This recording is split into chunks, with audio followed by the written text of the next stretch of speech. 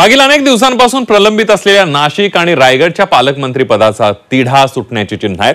केंद्रीय गृहमंत्री अमित शहा उद्या रायगडच्या दौऱ्यावर आहेत आणि त्यामुळे त्यांच्या दौऱ्यात पालकमंत्री पदावर तोडगा निघणार अशा चर्चा सुरू आहेत। बघूया। पालकमंत्री पद हे आमच्याकडे येईल। तिढा सुटलेला नसला तरी काम चाललेलं आहे। या भेटीचा कुठलाही राजकीय आधिपत्य अडू नये। रायगडला न्याय देतील असं मला निश्चित वाटतं। थोडासा धीर धरा, धीरे धीरे।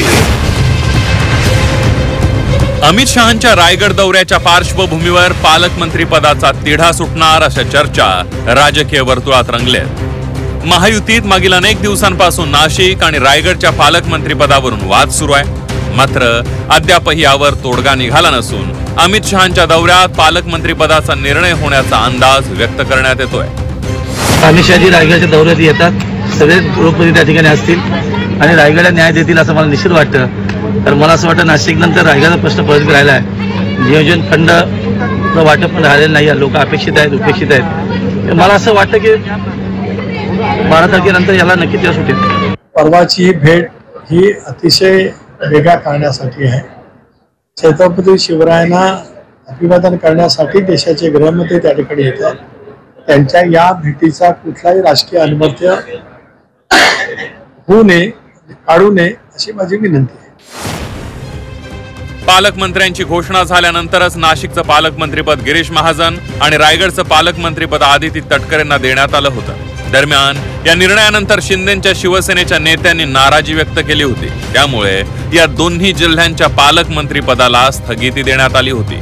त्यामुळेच दोन्ही जिल्ह्यांना पालकमंत्री कधी मिळणार असा सवाल उपस्थित करण्यात येतोय।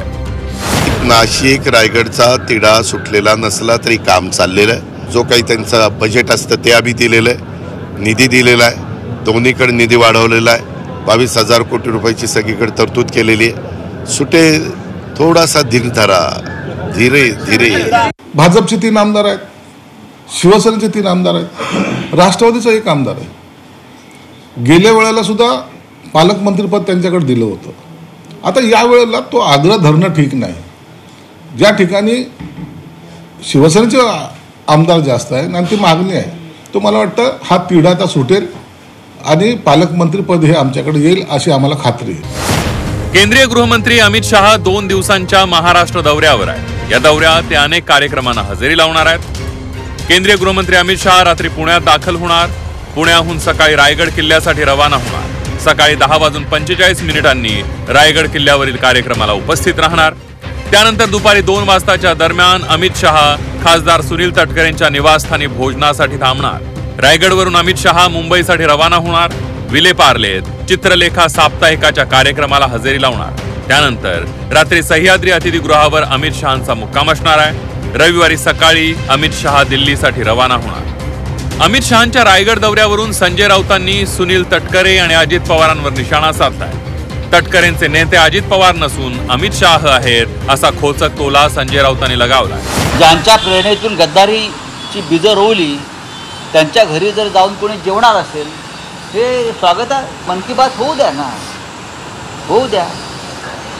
तटकरे यांचे ते नेते आहेत, अजित पवार त्यांचे नेते नाही आहेत। एकनाथ शिंदेचे नेते अमित शहा आहेत। सुनील तटकरे हे आमच्या महायुतीच्या काही प्रमुख पक्षाचे अध्यक्ष आहेत। त्यामुळं अमितभाई त्या ठिकाणी जे जात आहेत यात काही वावगं नाही, राजकीय नाही, केवळ एक संस्कृती जी आहे आपली की महाराष्ट्रामध्ये आपण विरोधी पक्षाच्या लोकांच्या घरी जातो। पण इथं जर महायुतीचे अध्यक्ष आहे, त्यामुळं अमितभाईंचं स्वागत आहे महाराष्ट्रामध्ये।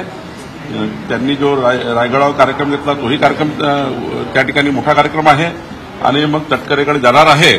राजकीय भांडवल करू नये। केंद्रीय गृहमंत्री उद्या रायगड दौऱ्यावर आहे। दरम्यान या दौऱ्यात त्यांची सुनील तटकरेंसोबत चर्चा होणार आहे। त्यामुळे त्यांच्या या दौऱ्यातून पालकमंत्री पदाचा तिढा सुटणार का, की पालकमंत्र्यासाठी रायगडला अजून वाट पाहावी लागणार, असे एक ना अनेक प्रश्न या निमित्तानं उपस्थित होत आहेत। ब्युरो रिपोर्ट, झी 24 तास।